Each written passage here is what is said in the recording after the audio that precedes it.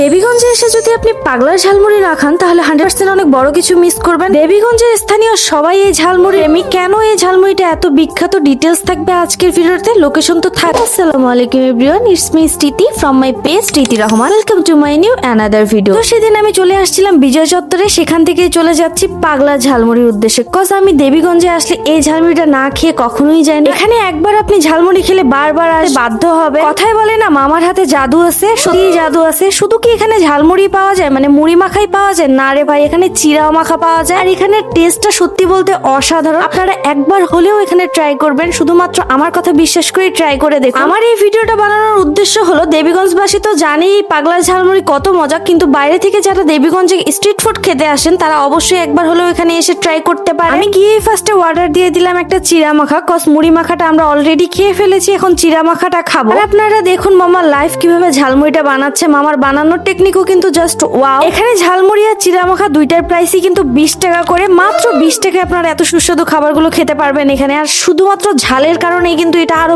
বেশি বেশি মজা লাগে। তো এখন বলি এটার লোকেশন, এটা হলো পাকড়িতলা। আগে তো মামার ডান সাইড ভ্যান গাড়িতে বসতো, বাট এখন মামা একটা নিজেই দোকান দিয়েছে। সো এখন হাতের বামে, মানে পাকড়িতলা হাতের বামেই আপনারা পেয়ে যাবেন মামার দোকানটা। যারা এই পাগলার ঝালমুড়ি খেয়েছে তারা অবশ্যই কমেন্ট করে জানাবেন, আর যারা ট্রাই করেনি তারা তো মাস্ট বি ট্রাই করবেন। তো আজকের ভিডিওটা এই পর্যন্ত। যাদের যাদের ভালো লেগেছে ভিডিওটা অবশ্যই লাইক কমেন্ট করবেন, আর দেবীগঞ্জের মেয়ে হিসেবে আমাকে একটু ফলো দিয়ে পাশেই থাকবেন। আজকের ভিডিও এই পর্যন্ত। আল্লাহ হাফেজ, আসসালামু আলাইকুম এভরিওয়ান।